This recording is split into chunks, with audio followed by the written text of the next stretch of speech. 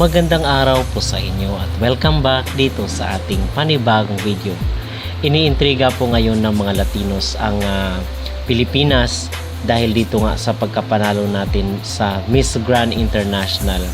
So ayaw nilang tumigil mga kapolitika sa kaintriga dito kay Emma Tiglao dahil aside dito kay Emma na inaatake nila 24/7 sa social media ay sinasabi nila ngayon na nilunok daw ng Pilipinas ang ating pride dahil nagka-corona daw tayo dito sa Miss Grand.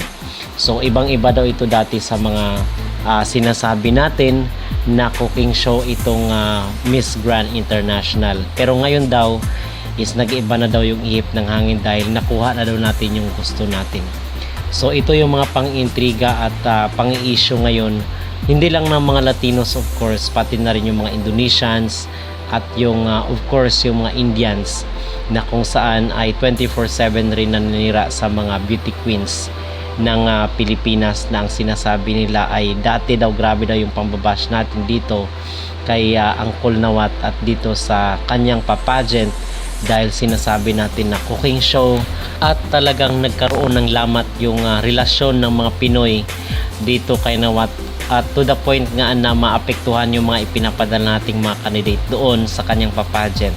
So nag-iba yung ihip ng hangin nung time ni CJ Opiasa kasi sa tingin natin ay naghilom na yung mga sugat ng nakaraan at talagang nabura yung mga hinanakit ni Nawat sa ating bansa. Kasi ganito itong sinawat mga kapolitika, madamdamin itong taong ito at talagang hindi siya nakakalimot doon sa mga taong sa tingin niya ay nasaktan siya.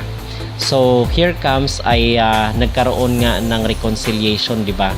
Ilang beses natin itong na-mention na okay na yung relasyon ng Pinas dito sa kay Nawat at sa Miss Grand International.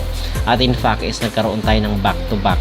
Pero hindi ito nakaligtas na magkaroon ng issue doon sa mga Latinos dahil daw nag-ano daw tayo ba yung kumbaga dahil nakuha natin yung gusto natin ay okay na tayo dito kay Mr. Nawat. So yun lang daw ang katapat ng mga Pinoy na kung saan ay nilunok daw natin yung pride natin dahil binigyan daw tayo ng corona ng Miss Grand International. So ano ba yung ating mag-reaction at ano yung ating masasabi dito mga kapolitika, kasi obviously is hindi naman tayo hindi natin gusto na forever maging bitter dito kay Mr. Nawat na awayin natin siya ng awayin. So mas lalong mapapalayo ang loob ni Nawat sa mga Pinoy. So hindi naman natin gusto na forever na maging ganun ang estado dahil sigurado rin naman na maapektuhan yung ating mga ipinapadala doon sa kanyang pageant, diba? So alam na natin ngayon na alam na natin paano laruin itong si Nawat. Kinakailangan na ma-impress mo siya, kinakailangan na makiliti mo siya, at kinakailangan na mapalapit talaga yung loob mo sa kanya kasi itong taong ito is kakaiba mga kapolitika, di ba? At kinakailangan na magpapakita ka ng magandang kalooban or kinakailangan mo lang din na sundin yung criteria nila, yung 4Bs at kung ano man yung sinasabi ni Nawat, kinakailangan na masunod mo yun kasi yun ang magiging guidelines nila. So we believe naman na nasunod yun at na pasok na pasok doon sa ating ipinadala na si Emma Tiglao. So hindi pwede na sabihin na dahil lang binigyan tayo ng corona kung kaya bumait yung Pilipinas. Well, nakita rin naman kasi natin na deserve din yung ating ipinadala, di ba? Nasa kanya-kanya kasi yan kung paano laruin yung kompetisyon. So kung hindi nila alam paano laruin yung kompetisyon, so forever na lang din sila magpaka-bitter kasi tayo talagang pinag-aralan natin kung paano natin makuha ang loob ni Nawat at paano siya ma-please. So yun po yun at syempre sundin mo lang kung ano yung criteria nila at ano yung sinasabi at ano yung hinahanap nila sa isang winner.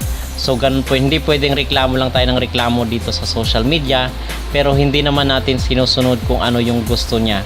Just like itong sa mga Latinas na kung saan ay reklamo lang sila ng reklamo dito sa social media, wala naman silang ginagawa. At kayang-kaya din naman nilang manalo mga kapolitika.